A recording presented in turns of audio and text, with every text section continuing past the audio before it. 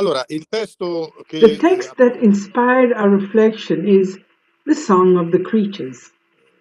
This piece demands a religious, poetic, and mystical interpretation, but we have explored various cultural and philosophical perspectives, extending even to social and cultural interpretations.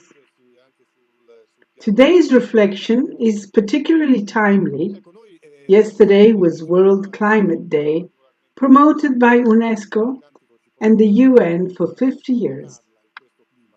Next Saturday is Ocean Day, another significant event concerning our planet and environment. As we all know, we face a major environmental crisis.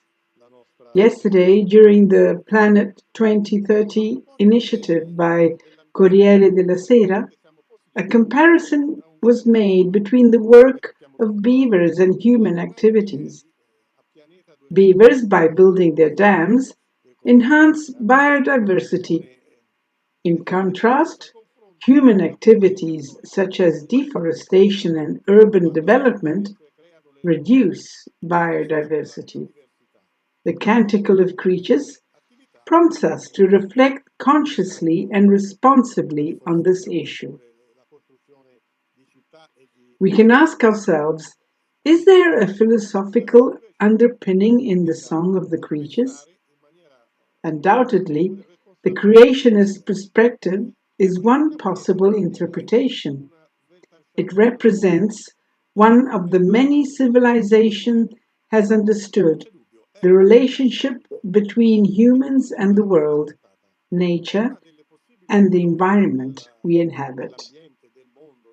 Enrico Berti, one of the foremost experts on Aristotle's philosophy, argued that creationism was the most fitting form even for metaphysical conceptions. In particular, he referred to a metaphysics that originates with Aristoteles and is later expanded by St. Thomas Aquinas. According to Berti, this metaphysics has a creative foundation. The world is created because it is not self-sufficient and thus requires a higher entity to bring it into existence.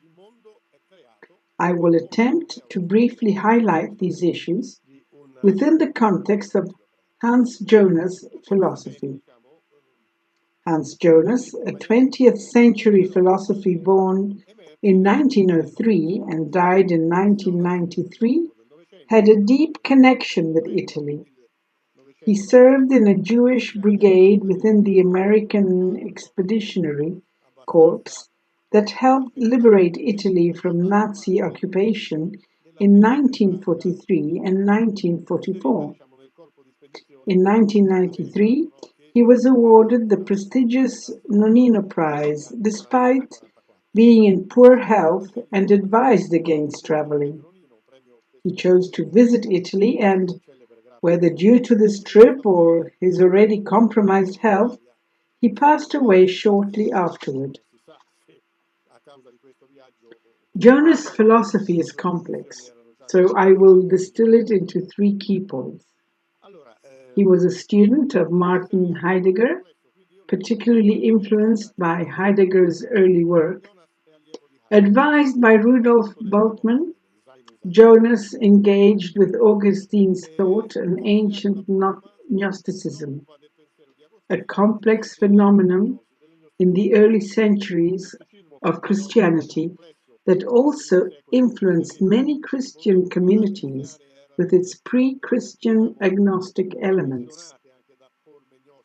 Jonas applied the hermeneutic circle, interpreting Gnosticism through Heidegger's existential analytics and vice versa.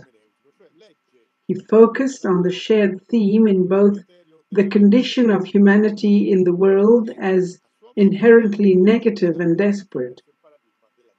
Both Heidegger's existential analytics and Gnosticism depict the world and human beings as having a dark, impersonal origin thrown into existence by a force beyond personal control.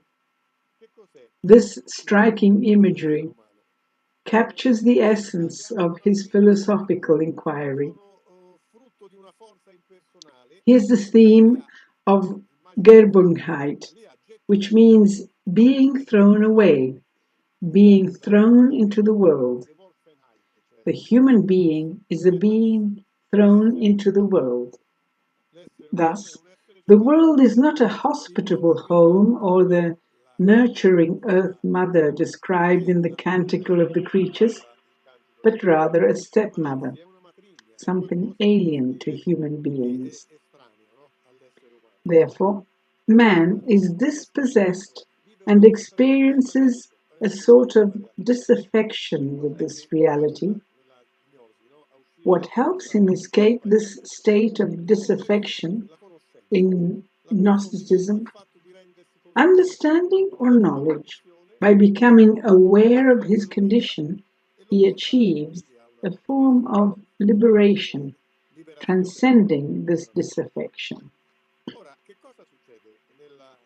What happens in modernity? According to Jonas, modernity is afflicted by an unconscious Gnostic vice, the idea that man, living in a state of disorientation, must overcome this disorientation. To make the world and reality more hospitable, man must reappropriate it. Modernity, according to Jonas, involves using technology and scientific knowledge to dominate the world.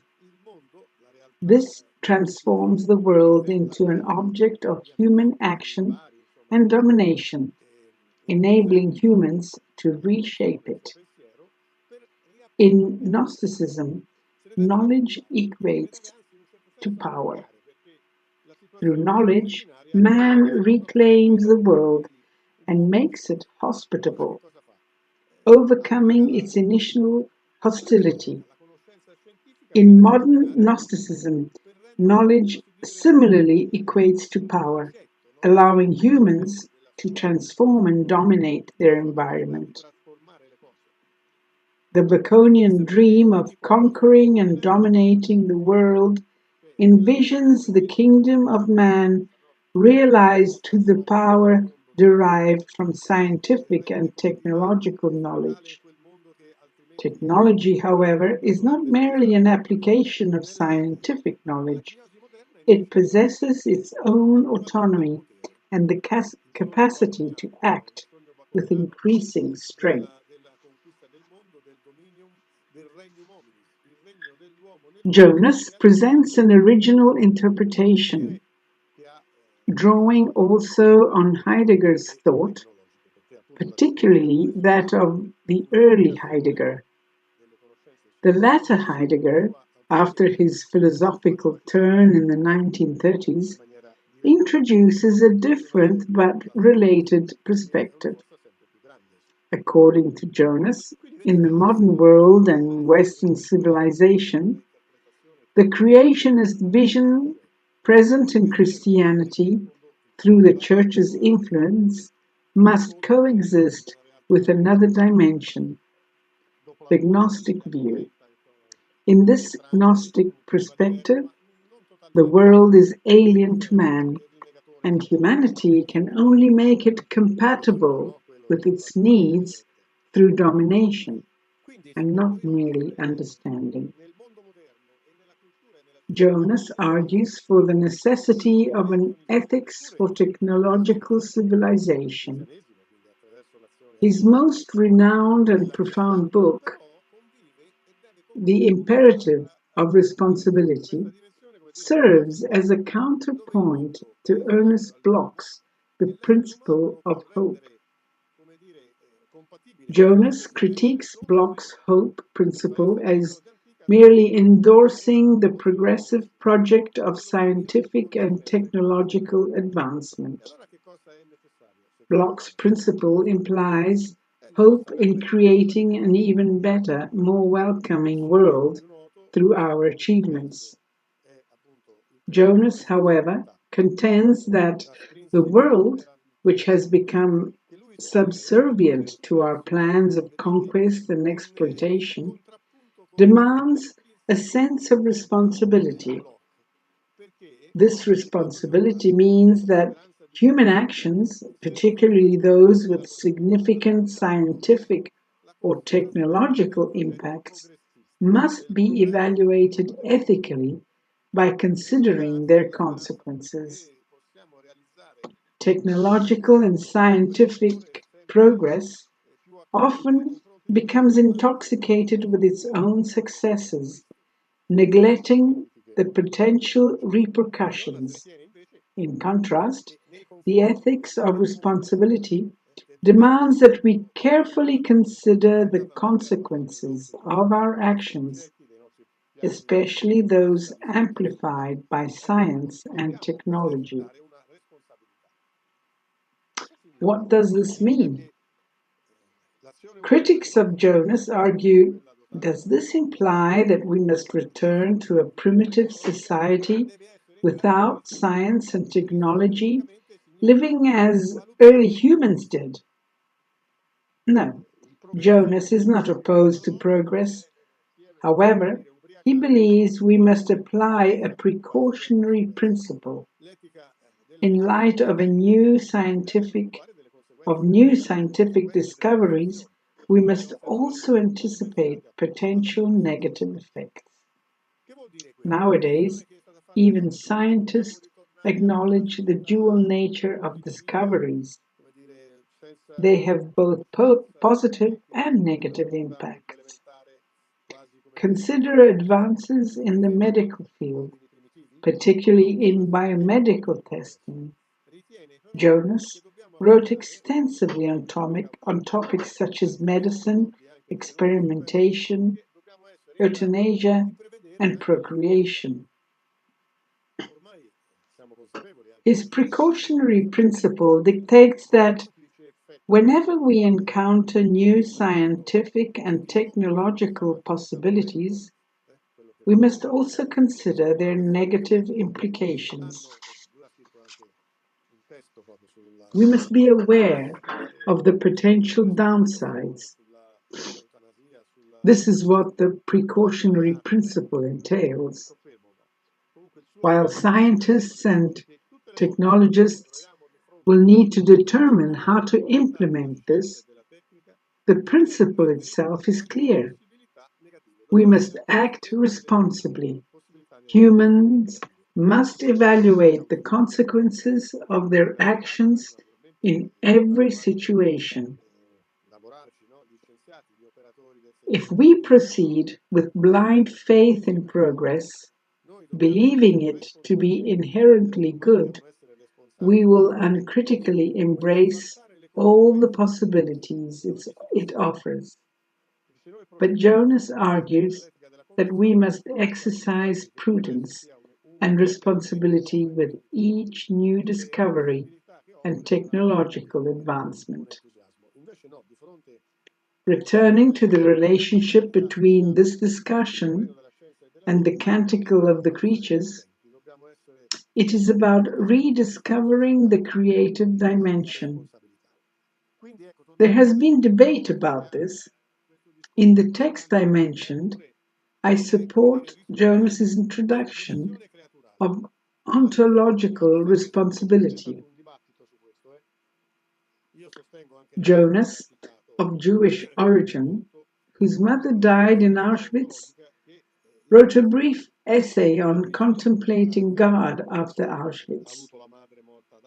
He posits that by creating the world and something different from himself, God renounced omnipotence as traditionally understood. This idea aligns with Kabbalistic theory. By creating humans, God accepted the existence of negativity and renounced omnipotence in the sense of being able to prevent all evil and limit all forms of negativity. He accepted the existence of limitations and the presence of the negative. Regarding the Canticle of the Creatures, if it embodies a creationist conception, Jonas encourages us to rediscover this dimension. This creationist view is not solely religious, but also philosophical, as it highlights the relationship between God and the world. The major philosophical questions have always revolved around these three: human being, God, and the world. The creationist perspective underlying Jonas's thought and the Canticle of the Creatures invites us to reintroduce and support the idea that Mother Earth cannot be merely a servant to our projects. Modern and contemporary culture often leans towards a Promethean approach, where man reduces the earth to a mere tool for his ambitions. This mindset has led to many of the problems we face today. Thank you very much.